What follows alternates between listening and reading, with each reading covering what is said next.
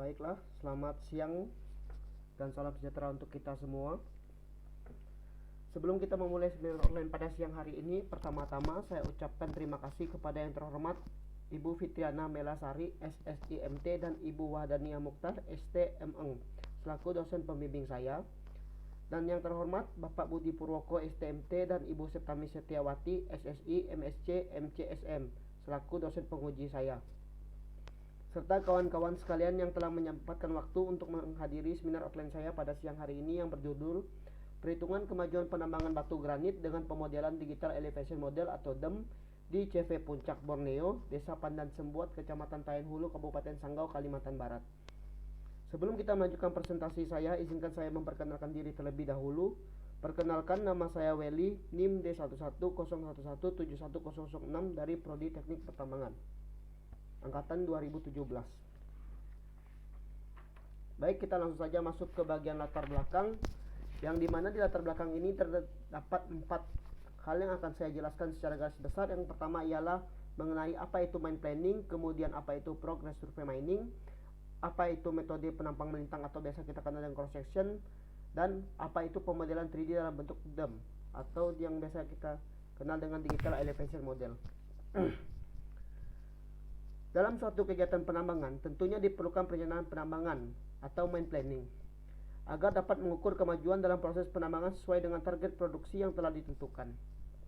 Permasalahan yang muncul di CV Puncak Borneo ialah tidak pernah dilakukannya perhitungan kemajuan penambangan, sehingga untuk mengetahui apakah produksi yang telah dilakukan sesuai dengan rencana produksi yang ditetapkan, maka diperlukannya lah perhitungan kemajuan penambangan atau biasa dikenal dengan progress survey mining.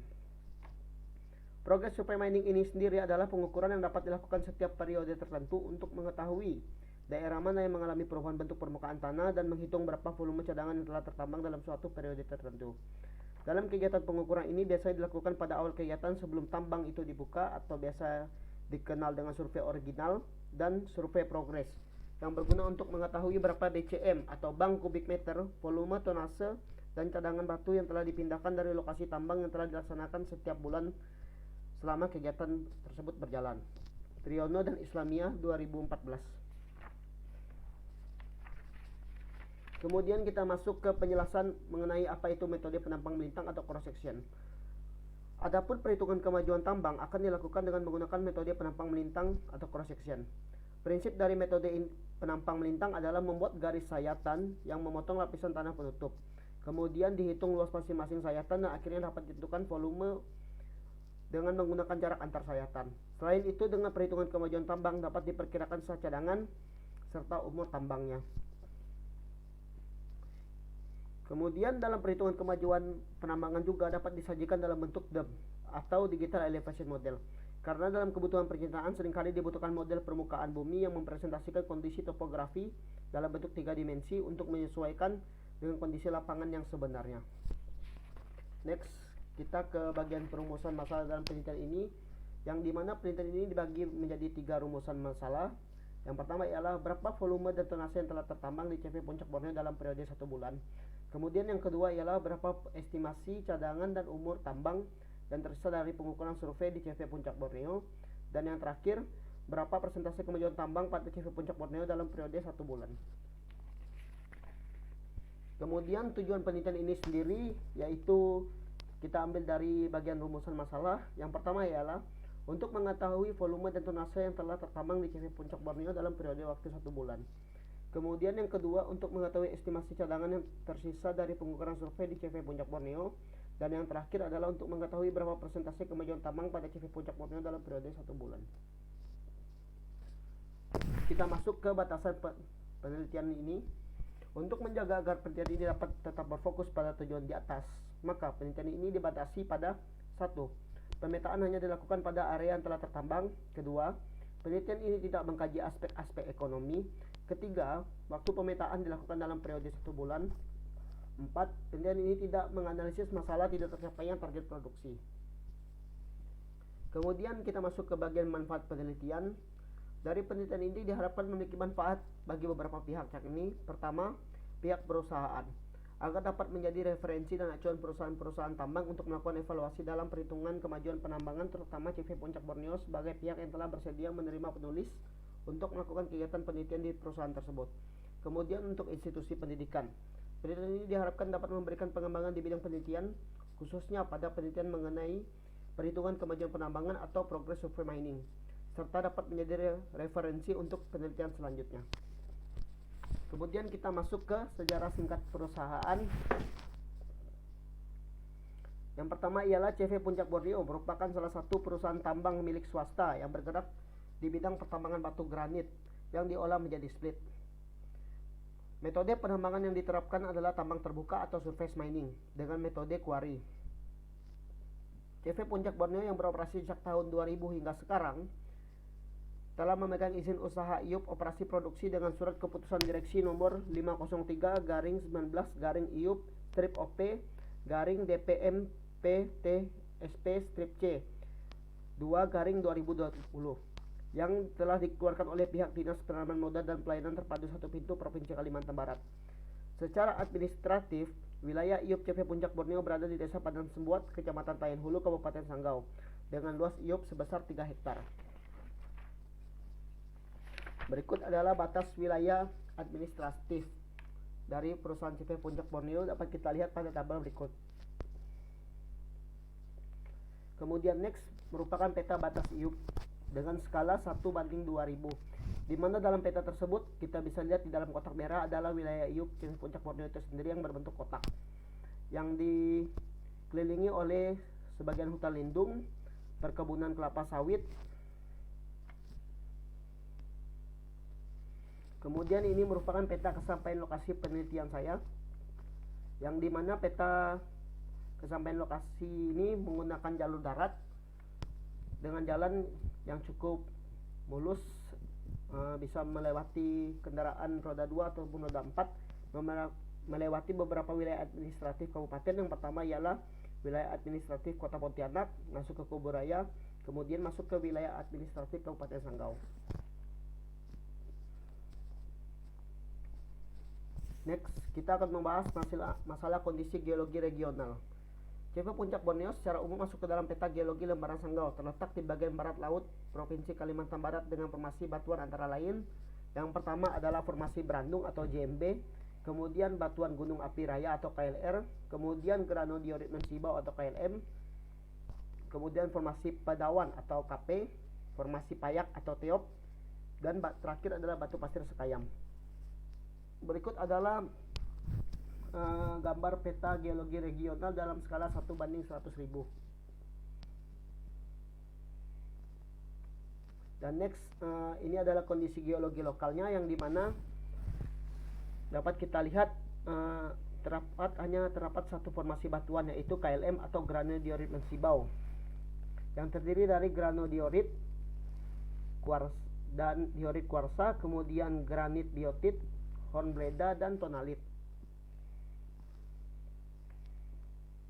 Kemudian ini adalah peta topografi rona awal dengan skala 1/1500. Dapat kita lihat peta topografi rona awal ini saya buat dengan kontur interval 1 meter dengan garis kuning tipis-tipis. Kemudian ada kontur indeks interval 5 meter dengan garis hitam.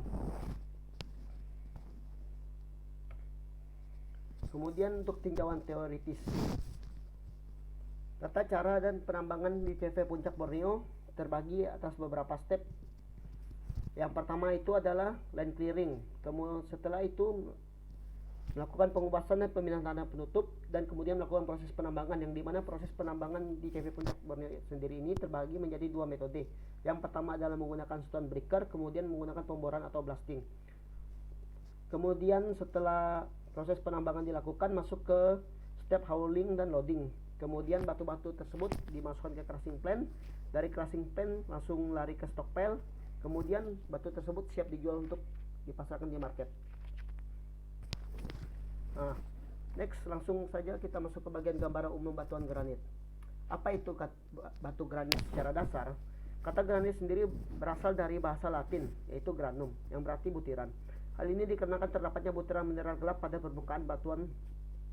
Batuan granit ini terjadi dari proses pembukaan magma bersifat asam, terbentuk jauh di dalam kulit bumi sehingga disebut sebagai batuan dalam. Terbentuknya kira-kira 30 km di bawah permukaan bumi, bahkan sampai pada jarak 15 sampai 50 km di dalam bumi. Bentuk intrusi dapat berupa batolit, lakolit maupun pacolit, karena membentuknya jauh di dalam kulit bumi. Bentuk dan ukuran mineral pembentukannya besar-besar dan mudah dibedakan antara mineral satu dan mineral lainnya.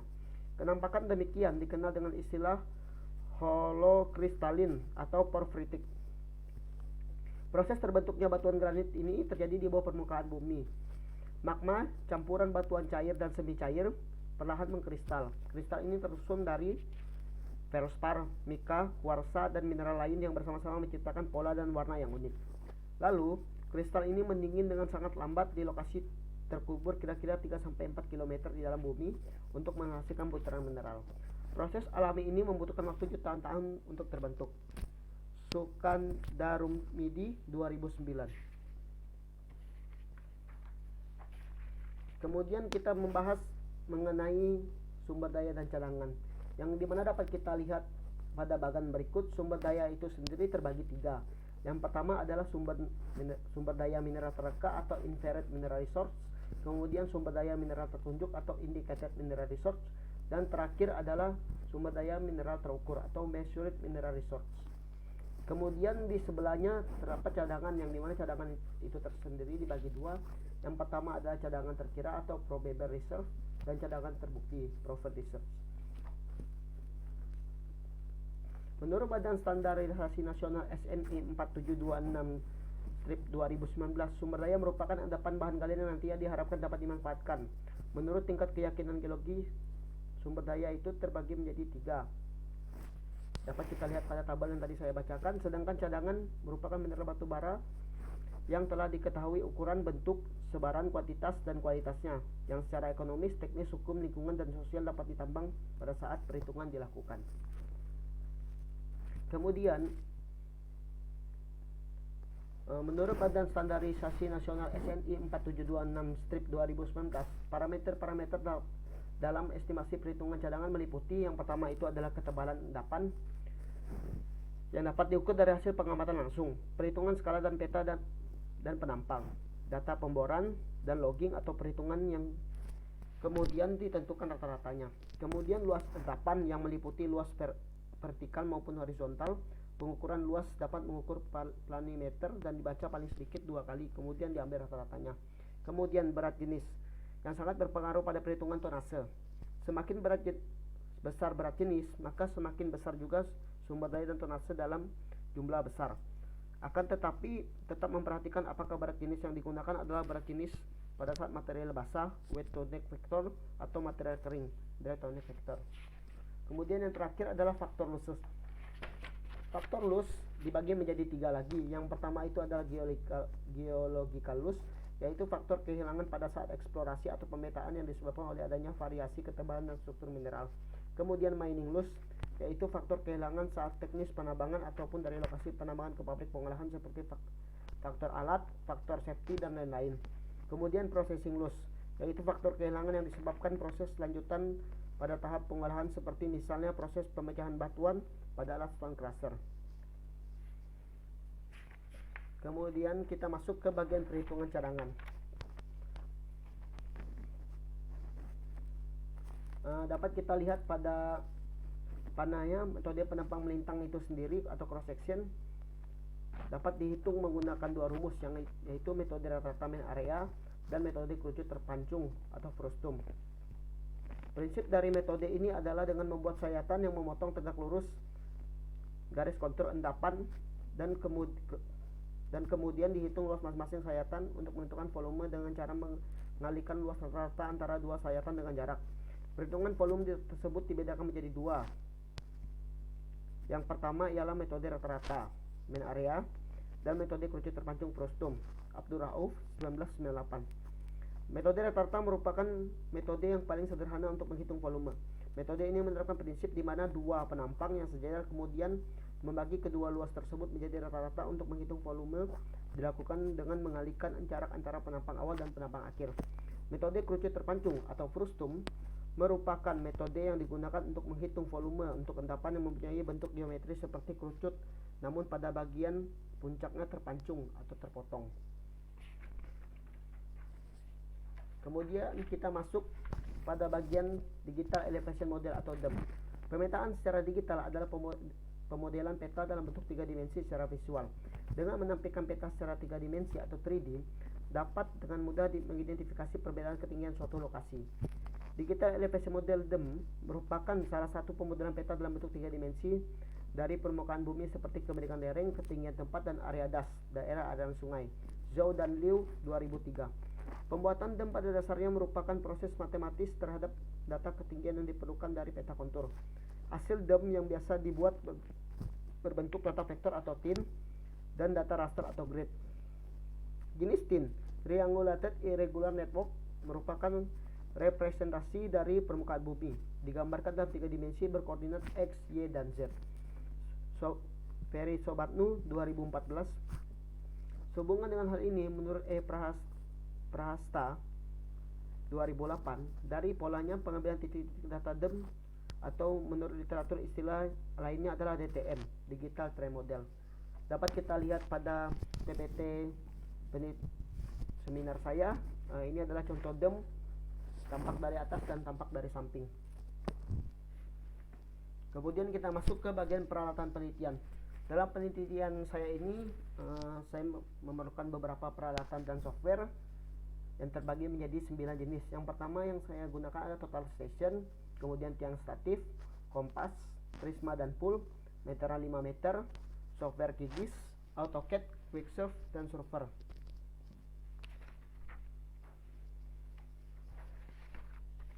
Kemudian tahap penelitian saya dibagi menjadi tiga tahap. Yang pertama itu adalah tahap persiapan atau kajian pustaka, yang terdiri dari kajian pustaka dan survei awal. Kemudian pengumpulan data yang terdiri dari data sekunder dan data primer. Kemudian pengolahan data yang terdiri dari pembuatan boundary area quarry, pembuatan sayatan melintang atau cross section, perhitungan luas penampang, kemudian pembuatan peta topografi rona existing dalam bentuk 3 dimensi dengan pemodelan DEM. Untuk analisis data ini terbagi menjadi 4. Yang pertama, saya akan melakukan perhitungan volume dan tonase cadangan yang belum tertambang. Kemudian saya melakukan perhitungan volume dan tonase cadangan yang telah tertambang. Kemudian saya melakukan perhitungan persentase cadangan tertambang. Dan terakhir saya melakukan perhitungan estimasi sisa cadangan dan sisa umur tambang. Ini adalah diagram alir penelitian saya, dapat kita lihat pada gambar di samping, yang dimana ketika memulai penelitian ini kita tentunya memerlukan studi literatur terlebih dahulu. Yang diperlukan antara lain adalah jurnal dan skripsi penelitian terdahulu. Kemudian saya melakukan pengambilan data, yang dimana ada data primer yaitu nilai koordinat X, Y, dan Z, dan data sekunder dan terdiri dari peta topografi awal perusahaan, kemudian peta batas iup, titik benchmark, hasil laboratorium batuan, dan data hasil produksi. Kemudian kita masuk ke pengolahan data, yang dimana pertama-tama dalam mengolah data saya akan melakukan pembuatan area boundary yang telah tertambang, kemudian pembuatan sayatan melintang pada rona existing, kemudian melakukan perhitungan luas penampang dengan menggunakan AutoCAD 2007 dengan toolbar Quicksurf, dan terakhir adalah membuat peta topografi perubahan muka tambang yang diinterpretasikan dengan menampilkan peta dalam bentuk 3 dimensi dengan pemodelan DEM atau Digital Elevation Model. Kemudian kita masuk ke analisis data, dan di mana analisis data ini sendiri terbagi menjadi 3. Yang pertama ialah perhitungan volume dan tonase cadangan belum tertambang dan tertambang. Kemudian perhitungan persentase cadangan tertambang dan perhitungan estimasi sisa cadangan dan umur tambang. Kemudian setelah melakukan pengolahan data dan analisis data, saya akan masuk ke dalam kesimpulan dan saran dan selesai. Mungkin sekian saja dari presentasi saya pada siang hari ini. Atas perhatian dan waktunya saya ucapkan sekian dan terima kasih.